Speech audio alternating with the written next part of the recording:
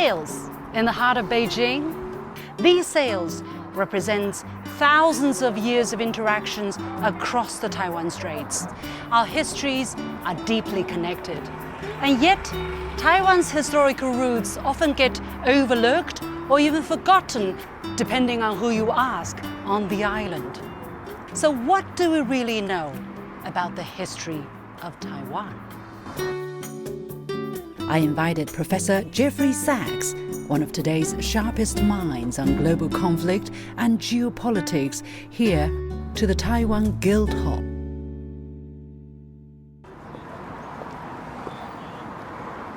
Professor Sachs. How are you? Such an honor to meet you in person, finally. Well, thank you so much. So nice to see you. So this is the Taiwan Guild House, Guild Hall. Yeah. Wow. What is the background or history of this? The background is where, in the past, where students from Taiwan who are entering the Royal Imperial examination, they will be staying here. Oh, really? And now this is a museum. Oh, fantastic. Where the historical artifacts are on display. Oh, fantastic. Wonderful. It's also, I believe this is your first time to be here? First time in this place, absolutely. Yeah. Well, it's also mine. Okay. Oh, great. Well, happy to visit together with you. That's fantastic. Let's check out some of the artifacts. Yeah, very good. Excellent. Very beautiful Let's place. go, please. Great. Thank you.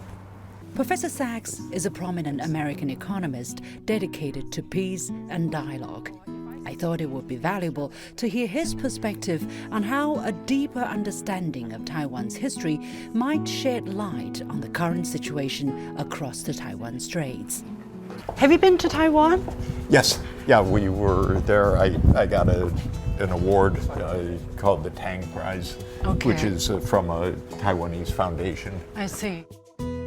Jeff, this is about the imperial exams and how the central government made sure that talents from the island are also pulled, you know, for the national examination. Very, very important. Yeah. These are the great tradition, 2,000 years of national exams. These are the name list of the people who passed this round of examination. And okay, I'm seeing this for the first time. From right to left, that is number one, number in the ranking two, in the ranking of the exams. Yeah, and it goes all the way to 194. Wow. And what about the ones with the red dot? I see. These are the people who come from Taiwan. Here is 48, and he comes from Changhua, which is one of we the saw. We saw and it says it's from Hokkien Province, from Changhua County, Hokkien Province. And here, this one from Hokkien, from Taiwan County. So it's a very clear. Yeah. So this would actually be a very interesting opportunity to see. There's the outline of the history of Taiwan. Here you see some dates. You see 610. That's 610 AD. Yeah. That's during the Tang and Sui dynasty. It says where the mainland resident starts to cross the sea to migrate to the small islets in between the mainland and Taiwan. Here in the middle of the 12th century, they would already have administrative. And then 1885, Taiwan became a province, the 20th province of China. But actually here in 1335, that's during the Yuan dynasty, there is already an administration in the, you know, here's the mainland and here's Taiwan. In between there are some islets called Penghu. And this says the Yuan government set up a patrol station in Penghu. Okay. So that shows, you know, the administration of this part of China dated back much further. I think this you would be very interested in. Are you a lover of maps? Yeah, I am, actually. You are? Oh, yeah. Oh, here's the Ile Formosa.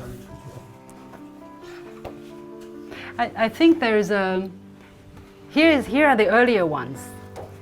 Here are the earlier... Oh, it's actually not all in chronological order. So this was from 1648. This was Insular Formosa. This was a Dutch map of the island, which is kind of lying down. Yeah. Yeah. Have you ever wondered why Taiwan was called Formosa. It's Hermosa, beautiful. So the Beautiful name island. came from the colonizers. Of course, Yeah. doesn't it usually? America came from Amerigo Vespucci in Italy. Here's the island of Taiwan. Here it's written Taiwan, actually. Yeah, very interesting. And it says province the Fukien. Fukien is the southern province, which Yeah. is now Hokkien, as we say. And this was 1714. So it's from a French. You see, this was a map, island of Formosa. Of course, the Chinese never recognized that this. name. What do we see in there? You see Taiwan there. Taiwan. Actually, there's one more word. You see, Taiwan Hien. Hien. Hien. You know what Hien means? No. County. Okay. Oh, that's Taiwan County there. That's Taiwan County. It's Changhua. These are all names of places that a lot of it is actually taken from southern China, from Hokkien. And here, if you see, here I see Taiwan Fu. Wow, this is really small. Taiwan Fu. Yes. Taiwan Fu is the seat of one of 3 grassroots administration units Okay. of the island. Yeah, very good.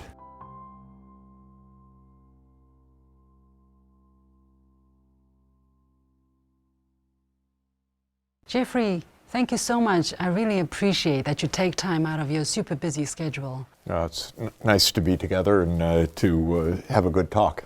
Yeah, we have talked to each other virtually a couple of times, but this is really the first time to meet you in person and in this very special place about a subject that is really important, I think. Just out of curiosity, after this quick tour, and me as a tour guide, I never thought I would be a tour guide. I probably did a very bad job, but out of the bits and pieces that we managed to explore together, what stayed in your mind? What's your takeaway, first impression? Well, I was very interested to see this historic place where students from Taiwan came to take the imperial exams, so that's an important part of history.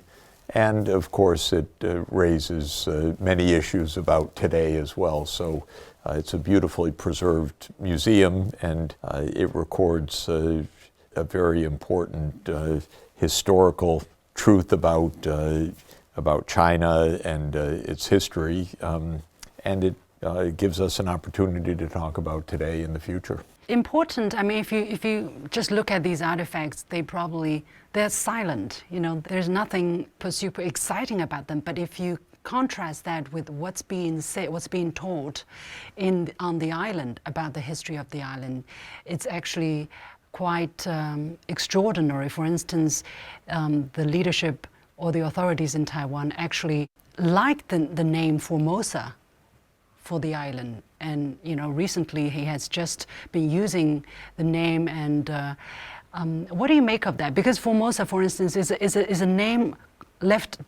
passed down by colonizers of the island, and yet, you know, it seems that it's okay to and even promote it as a name of the place. It's a little bit strange because it's a 17th century name given by Spanish and Portuguese colonizers who were here briefly. So it's not a reflection of history, but perhaps a little bit of a use or twist of history for political purposes. So I am surprised that that would be a name given, but you know, there's lots of uses of history and misuses of history in political issues, and I suppose that's one of them. And we actually did a vox pop of people of different ages, mostly young people on the island. We asked the filming crew to ask these people, ordinary people, what they know about the history of Taiwan, what they think, for instance, how many years do they think is the length of the history of Taiwan. Surprisingly, some of them said, well, the history of Taiwan started 400 years ago when the Dutch colonizers came. That's the beginning of Taiwan's history. Of course, some other people say the history of Taiwan spans much longer, dates back much longer than that. And there are others who say, well, it's 400 years, but there are other things which happened before that. So for us, here, knowing what the history is like and seeing all the facts, it's a bit of a chaotic situation. There is a lot of confusion, it seems, about people's understanding about the history.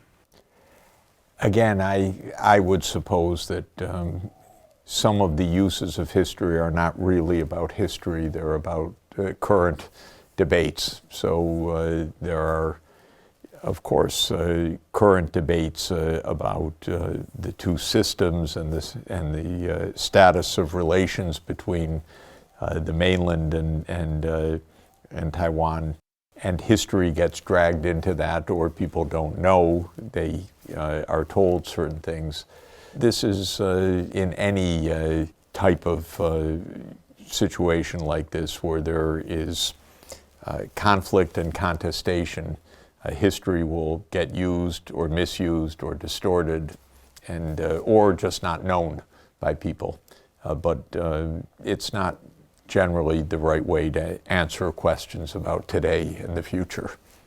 What do you think is how important is it then to understand our shared history, across the two sides and while trying to make sense of today's situation? Well, I think it's very clear that there's a shared culture and history of people on Taiwan and people in the mainland. There's no doubt about that. And when we know the modern history of how the Chinese Civil War ended, with one side escaping or fleeing to Taiwan and establishing a government in Taiwan, but declaring that government to be the government of China, and the government of the People's Republic declaring there to be a government of China, of all of China. Both sides actually agreed that there was one China. Yeah. So that wasn't even the issue. The issue was who was going to govern, but the idea that there was mainland and there was Taiwan and some other locations, all part of China, was actually not even debated between the two sides in the aftermath of the Civil War. Both sides claimed that there was one China. The debate was who was ruling China. Yeah. When you were in Taiwan, what did you sense about the kind of morale understanding of the young people about this, shared history between the two sides? Did you find out about it?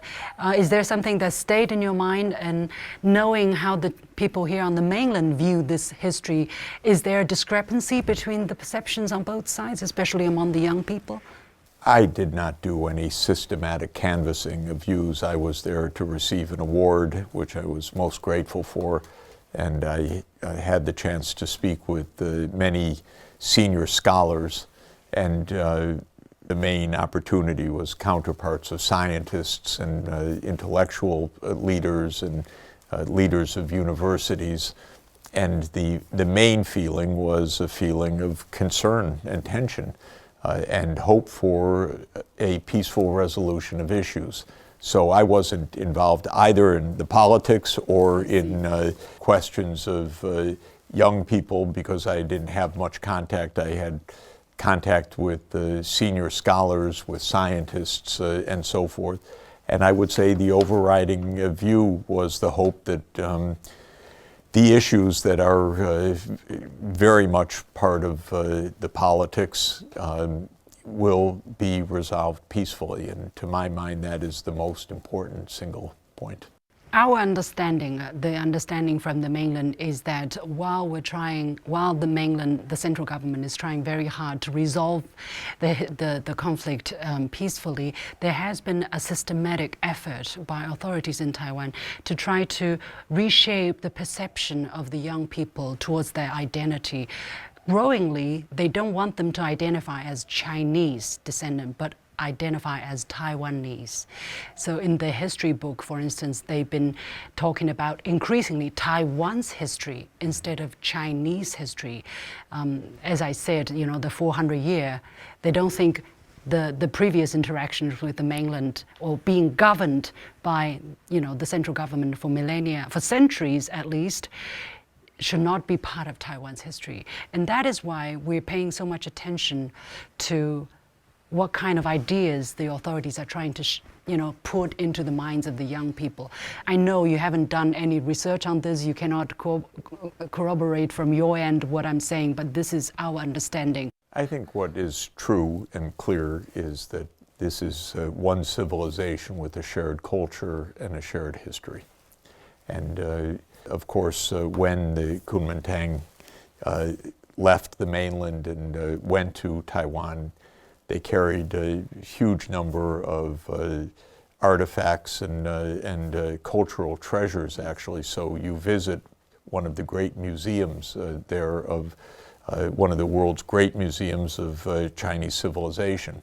That's a museum of Chinese civilization. It's not a museum of the island, it's a museum of Chinese civilization. I take that in a straightforward way, that this is of course, an island and a population, a people, culture that have a shared civilization. History has led to a divergence of politics, a divergence of economic structures to an extent, and it's the challenge today and in the future to resolve those differences which came from the history of the 20th century in a satisfactory way. But to my mind, at least, this is a Chinese civilization, whether you're in Taipei or whether you're in Beijing, this is a shared civilization. Do you think a better understanding of our shared history or our civilization being a shared one can help reduce tensions between the two sides, or does history sometimes make it harder? I don't think history by itself solves these problems, because even the knowledge of history, because history gets abused, it gets misused, and the problems are more practical and more recent, actually. And I think that it is a notable point that in 1949 there would not have been a difference of opinion. Is there one China? Both sides would have said, yes, of course there's one China. This was never the debate. The debate was really something else. It was a debate over power and politics. And I think till today, that is the real issue, which is how different systems should operate and relate to each other. It's more a question of politics. Of course, there are social and other issues, but to my mind, this is not really a debate about the long history. It's a debate about circumstances that arose in the 20th century and that are with us in the 21st century. Going forward, are you optimistic that the two sides can really resolve the issue peacefully, or given what we are seeing, and not just the activities of authorities on the island? Recently, the Liu Xin said something very hostile about the mainland. For instance, he characterized the mainland as hostile external forces already, which raised a lot of alarm here. And then the kind of international situation we're seeing. What is your prediction, if I may use this word, about the situation? Well, again, I don't want to make predictions, but I do want to say that there can be a peaceful resolution of these issues. One of the most important ways, in my own opinion, is for the United States to stay out of this. What is needed, in my opinion, with all respect as an outsider saying something about this, is prudence and care and caution and mutual respect around this issue, and outside forces like the United States, to my mind, have no role in this. That's my own view. One of the reasons why you find in many places in the world, in Ukraine, for example, or others which entered into hot conflict, you find extreme views is that people think that someone's going to come bail them out or save them or provide the military means. So I think that if Taiwanese leaders understood the United States is not part of this issue, You, Taiwanese leaders and leaders of the People's Republic need to work this out together, and no outside force is going to be providing arms or anything else. I think there'd be a lot more care in this situation. I really dislike the heated rhetoric, frankly. I think it's very dangerous. It ignites emotions that can easily get out of control. And I believe, as history has also shown in recent years, there was the so-called consensus of 1992, in which there was an agreement. We will be mutually respectful, we will be cooperative, we have different systems, but there's one China in this sense. And to my mind, I hope that something like that prevails, because that's good sense, that's peace, that's mutual respect and cooperation. I see no reason why that can't be the outcome. I can only speak as an American on an issue like this, and I do speak as an American on an issue like this, to say in the United States, stop sending armaments to Taiwan. Stay away.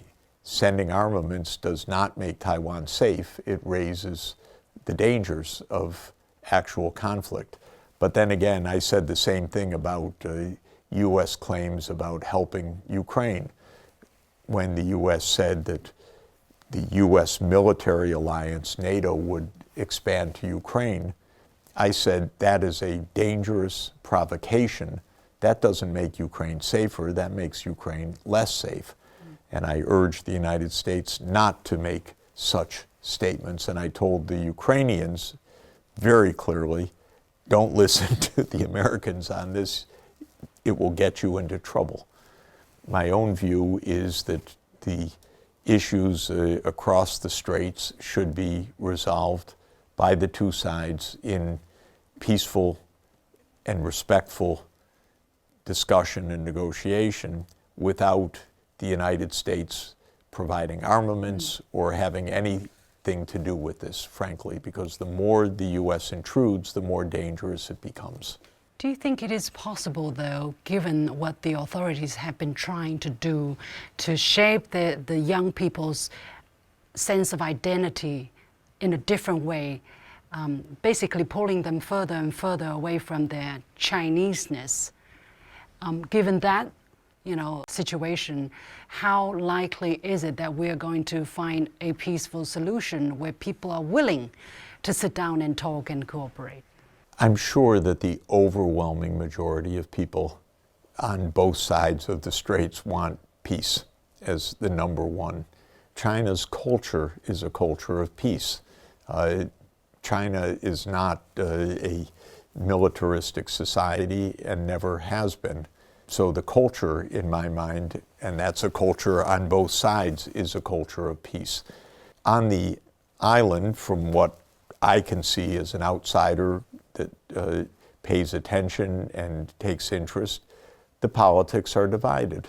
There are lots of political leaders in Taiwan who say, tone down the rhetoric, be careful, don't inflame the situation.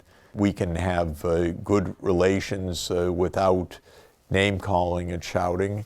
And then there are people who take a very extreme view, and I worry about them, because if the view gets too extreme, it will lead to conflict, and that is very dangerous. So to my mind, we should also understand that it's not monolithic in Taiwan, it's not monolithic anywhere. There is a very broad desire for peace and to avoid any kind of conflict. And at the same time, within Taiwan, there are a range of political views, and I hope good sense and moderation prevails. And what worries me, again, in my perspective as a United States citizen, is that the U.S. should not inflame the situation.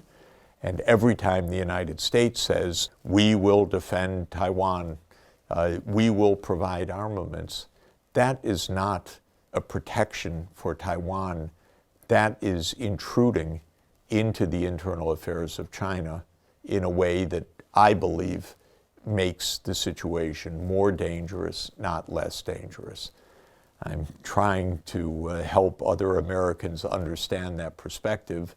I have a lot of good evidence for it because the United States stirs up a lot of mess in other parts of the world, and I don't want the United States to stir up a mess in this part of the world. Thank you, Jeff. Thank you for your understanding and your genuine efforts. Thank you. Thank you.